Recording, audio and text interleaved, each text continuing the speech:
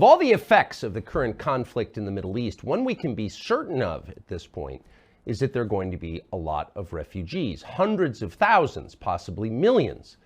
Where should they go? That's a real question.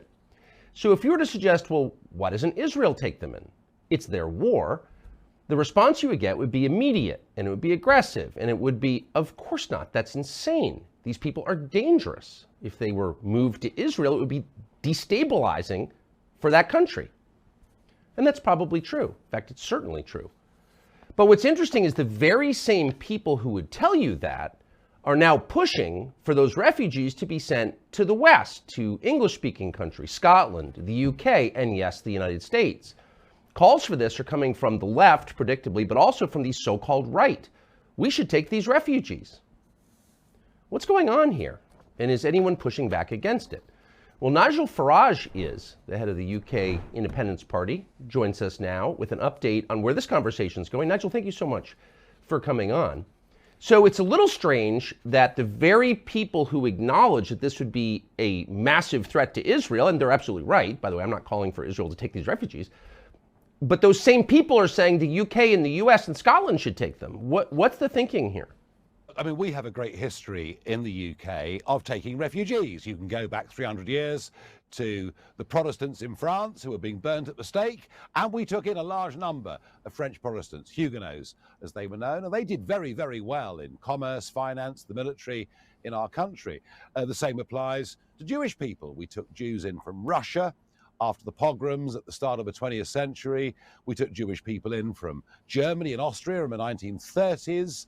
And indeed, if you go to the 1970s, we took quite a large number of people from Uganda, where Idi Amin threatened to annihilate the Asian population there. And again, they were a group that came to the country, assimilated, did incredibly well.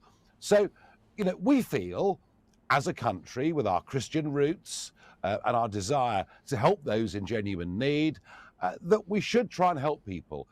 But remember that the duty of any government, its primary duty, is to the integrity of its own country and its citizens.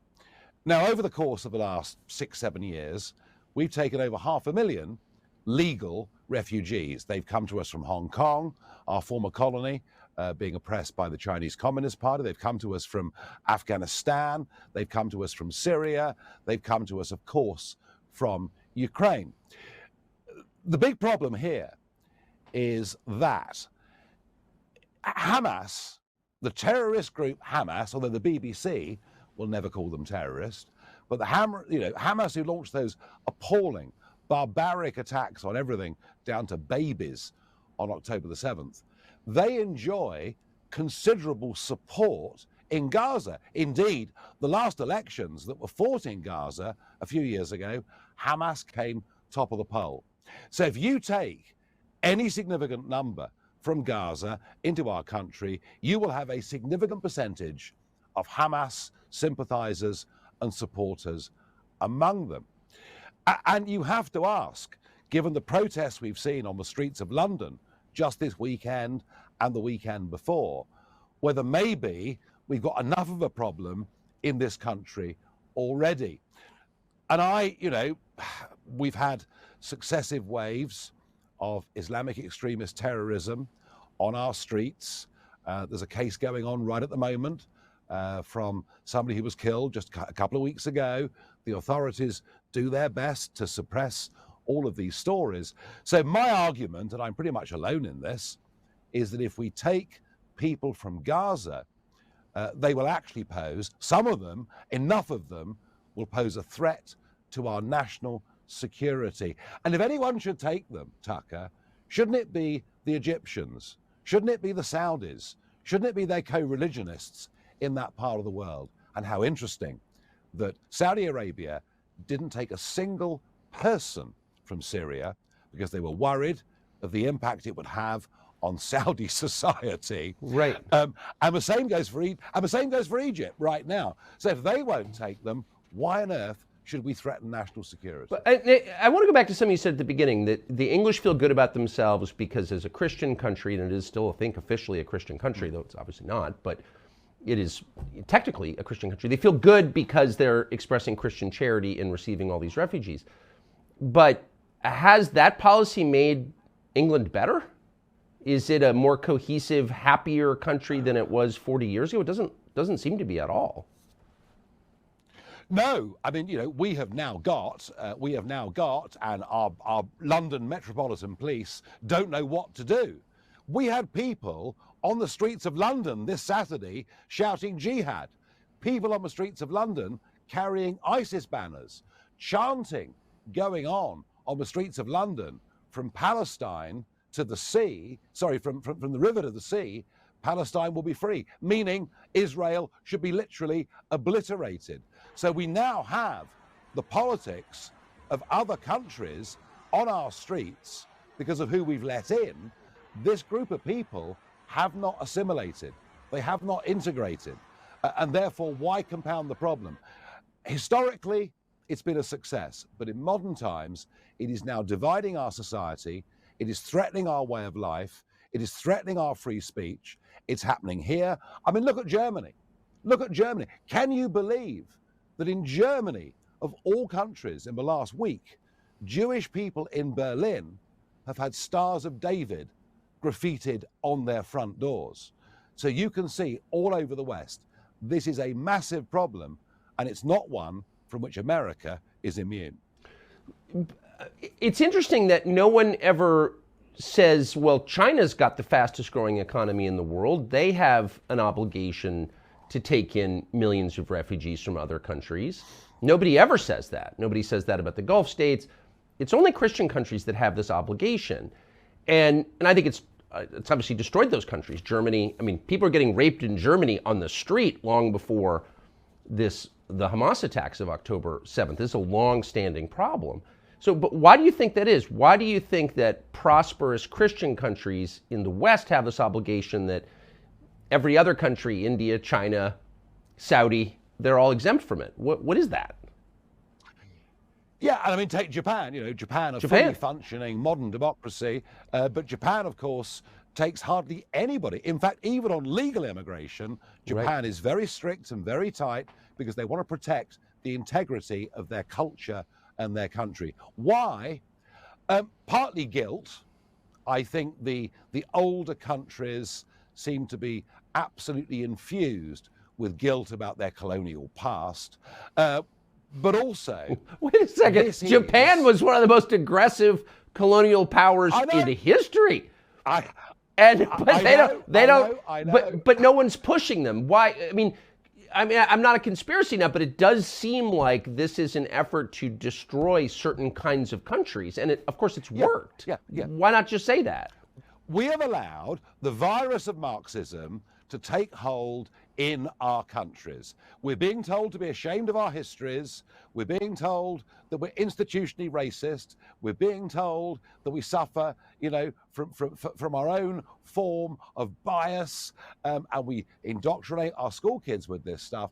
And the reason this neo-Marxist agenda has taken such hold in Britain, Europe, and indeed in much of America too, is actually not because of the left. It's because the conservatives in those countries have not had the courage to stand up to this stuff. And, you look at my country. We're being told we should be ashamed of slavery. Do you know, we spent nearly 50 years using the Royal Navy at massive cost, stamping out slavery, stopping the rest of Europe carrying out slavery. But nobody ever comes up with those arguments. Conservative cowardice through politics and media has led to so very much of this. Well, Britain ended the transatlantic slave trade. So a moment of awakening is coming. Well, so your own prime minister, who is a conservative, but obviously has zero interest in the country that he supposedly runs, for example, that's very obvious as an American looking across. His new priority is ending tobacco use in a country with a massive narcotics problem and a massive refugee problem and an economy based on what, banking or something that's falling apart? Why is he focused on tobacco? I'm confused.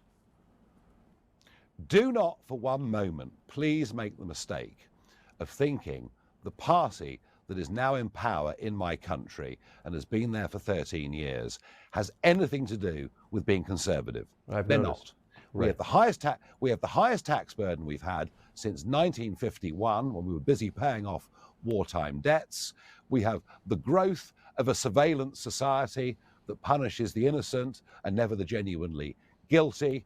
We have legislation to control our lives at every level.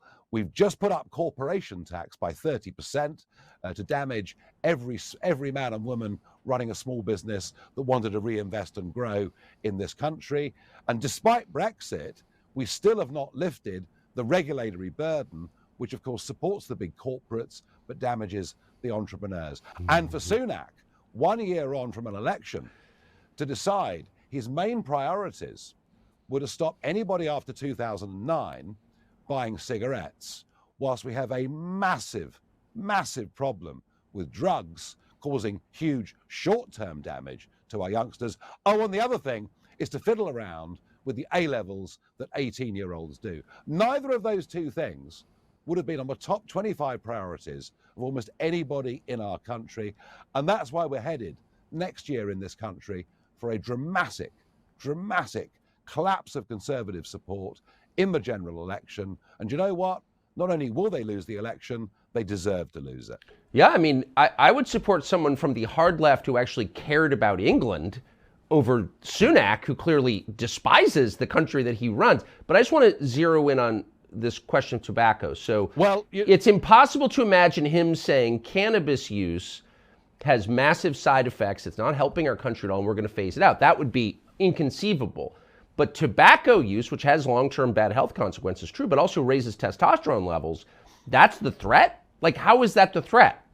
No, I mean, it's absolutely wide of the mark. And yeah, you're right. Tobacco causes long-term potential problems, but it doesn't actually cause short-term problems. Drugs cause psychological short-term problems, absolutely deleterious to our younger generation. Yeah. But he sidestepped the big issue, went for what he thought was the easy one. And look, you know, everywhere we see the growth of big government that wants to control every aspect of our lives. And it's all irrelevant.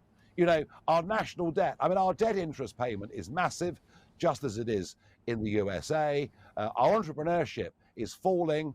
Our levels of national security through failed immigration leave us more vulnerable to internal terrorist attack than ever before.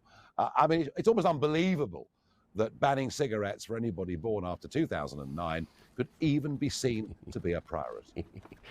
Countries that hate themselves have trouble continuing, I would say, and I hope that both of ours change course. Nigel Farage, I so appreciate talking to you. Thank you. Thank you, Tucker. Younger people say the news is full of lies. Kennedy's motorcade. 239 people. The death of Jeffrey Epstein.